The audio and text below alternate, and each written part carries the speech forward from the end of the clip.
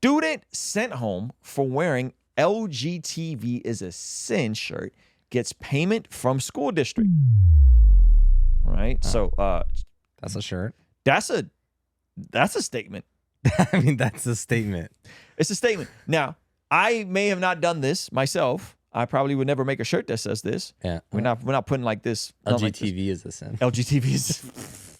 We're not putting anything like this on a website anytime soon. But I understand why they did it. And I appreciate why they did it. And I think it actually makes a lot of sense. More than 3 years after a street preacher's daughter was sent home from school for wearing a T-shirt declaring LGTV as a sin, the family's litigation against the school district has come to an end as the now adult former student has received a cash payment as part of a settlement. That's good. They got a settlement. Now, the amount of the settlement is kind of interesting, right? I would have tried to sue the brakes off this school if I was the student, but that's neither here nor there. In a settlement agreement reached in November and shared with the Christian Post, the Overton County Board of Education in Tennessee agreed to pay $101 3 years after? What? I've gone to dinner's more expensive than that. Yeah. What? $101. Now, first of all, I'm shocked that this happened in Tennessee of all places. This has California, New York, coastal elite vibes all over this. What is going on in Tennessee? What are y'all doing? The school board will pay the plaintiff's attorney's fees. Now, that's probably going to be a pretty penny. A minor when the lawsuit was filed. So this person is now an adult. She is the daughter of street preacher Rich Penkoskoki, who leads the online ministry Warriors for Christ. While Rich Penkoskoki was initially a plaintiff in the case, basically when this kid became an adult, Rich fell back because his daughter was an adult. Mm-hmm. And I guess they said that the payment was received in settlement without acknowledgement of wrongdoing on the part of any party or the agents or employees of any part, which wrongdoing expressly is not. So this is one of those like Diddy settles with Cassie and goes, but I didn't do nothing wrong. Yeah, but you gave it $30 million. I wish this family would have got way more than that personally. In a statement to the Christian Post, Rich said he felt vindicated, saying it's commonplace for the party that opts to settle not to admit wrongdoing on paper, right? Which is true. A lot of people don't understand this, but when it comes to civil rights lawsuits, there's the perception that somehow we get paid lots of money for these things. Well, it's not true. Most of the time, it's $1. The other part of this all is the teachers, at least from 2020, we're told to start taking First Amendment courses. Whoa. We're doing some re-education and re-indoctrination here. I love it. It was one of the things that I insisted on, that I wanted them to take First Amendment training courses. I love it. Rich is based for this. Yeah. Oh, man. His First Amendment by asking her to change out of a black shirt with the passage. Penkoski told CP that after his daughter refused to change out of the shirt, she was sent home from school. He said the principal at the time justified the demand to remove his daughter's T-shirt because the clothing combines sexual connotation. So they try to say like, oh, you just can't put anything sexual on a shirt. You can't put anything sexual on a shirt.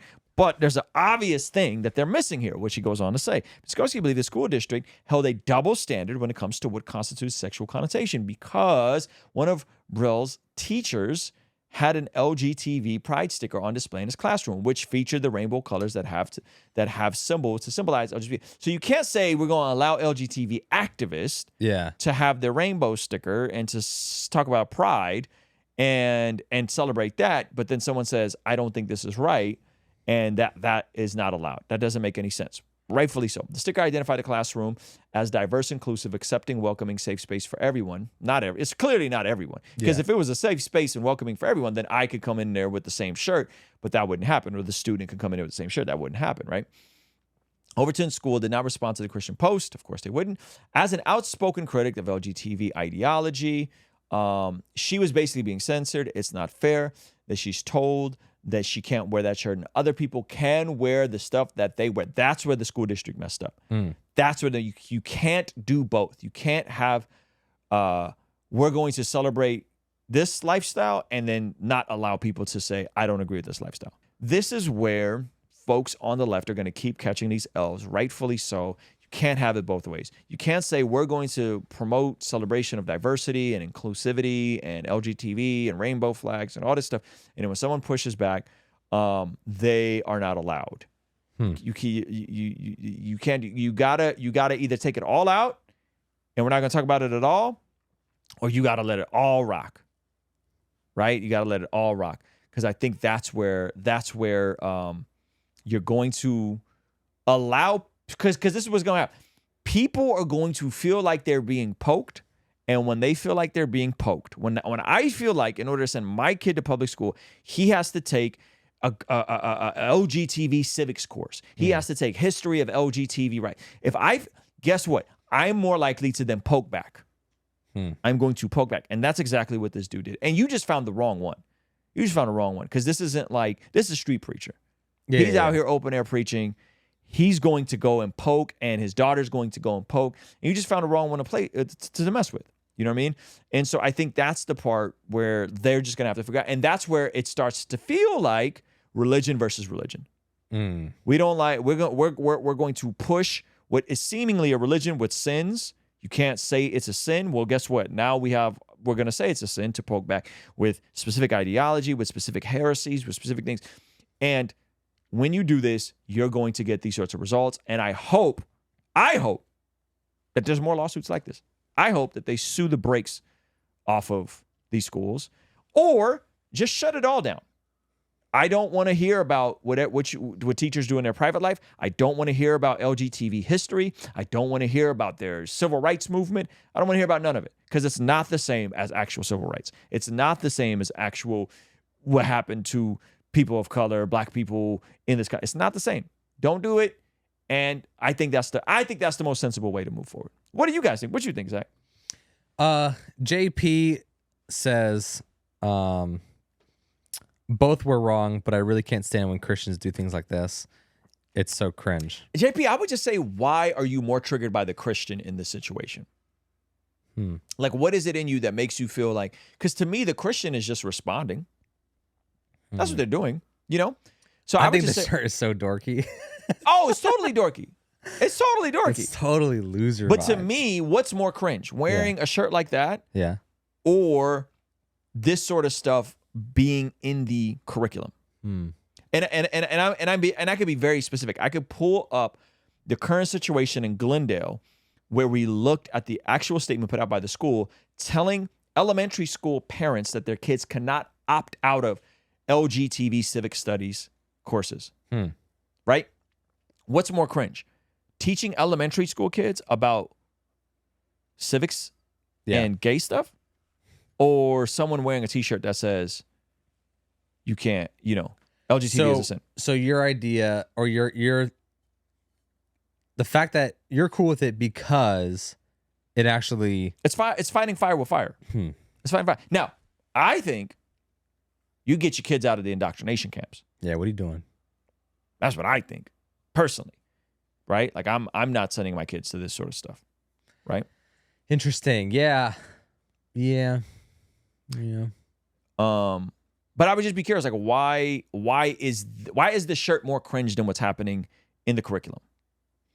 And I guess the shirt led to a lawsuit, which led to First Amendment courses being required for the teachers to take. Which is a massive W. That is a W, and you wouldn't have gotten there if there wasn't a lawsuit. Yes. Like you wouldn't be able to just explain away. Yes. Because here's the thing. We're acting like we're the only ones preaching a dogma. No. That is unequivocally not true. Yeah. Right? That is unequivocally not true. So when someone is preaching a dogma and telling you have to accept this, you have to be inclusive, you have to do this, you have to use these pronouns, and if you don't, you're a bigot and you're a bad person. Guess what? What do you think the response to that is going to be? Right? JP said, I agree the course content is a huge issue, but this is absolutely not the best way to go about it. I never said it was the best way to go about it. I told you what I think is the best way to go about it. Best way to go about it is for us to homeschool personally, or find a charter school, or find a school that doesn't have this sort of stuff involved. Right? In California, right now, people will be like, California's crazy, California. You know that there's 2 elementary schools that are shutting down right now in this district. There's a school down the street, elementary school, that's shutting down right now. Because of this craziness? It's the last year. Because, no, it's not. I'm not saying it's a one-to-one correlation. Because charter schools, home schools, private schools are all on the up in Southern California. And there's a lot of folks that are like, I'm not sending my kids to these indoctrination camps. So these schools, so you got the classical academy, the coastal academy, the home schools, the co-op groups, the enrichment programs. all of these schools there's been 2 schools like this that have opened recently. There's one at my old church, and there's one at the Calvary Chapel down the street that has an enrichment program where they teach math and arithmetic, but it's like a co-op for homeschools. So all I'm saying is, this does not happen without consequences. There's more people that are going to pull. So I think the solution is pull your kids out of these schools, and let them go to schools where they're like classical or coastal academy is not a Christian school, but the principal, who's a friend of mine, is a Christian. And so guess what is not being taught at a public charter school? LGTV. This sort of nonsense, right? This sort of nonsense. JP said, engage with pluralistic society. I can engage with a pluralistic society. My 9-year-old is not engaging with a pluralistic society. I'm sorry. I can't teach him in Jesus, and then every day he comes home and empower him for apologetics, and then de-indoctrinate him. People don't have that sort of capacity. And I'm like self-employed. We're in here 4 days a week. I have a lot of disposable time to spend with my family. Most folks don't have the capacity to do all that. So do you think the dad put the daughter up to it, or do you think the daughter was like... No, I think the daughter was probably naturally reacting that way. I think she is on the same time and energy as her dad, and was reacting the way the daughter of a street preacher would react. She's probably out there high school missionary. Yeah, she's out there preaching with it. And so, like, look, sometimes people struggle with quiet time because you're like, I don't know what to do. Yeah, so I got this Bless God prayer journal. So look, they got a section. I got praise reports, things I'm grateful for, prayers for other people, personal prayers, memory verse, I will get this done today, then my time in the Word showed me, and notes just for free thinking. This thing's mad helpful. Just writing down things that you're grateful for, just doing that consistently, that's another really good way to fight depression and anxiety, because it's I don't know if it's impossible, but it's really difficult to experience the feelings of depression and everything and truly be genuinely grateful for something and dwelling on something that you're grateful for.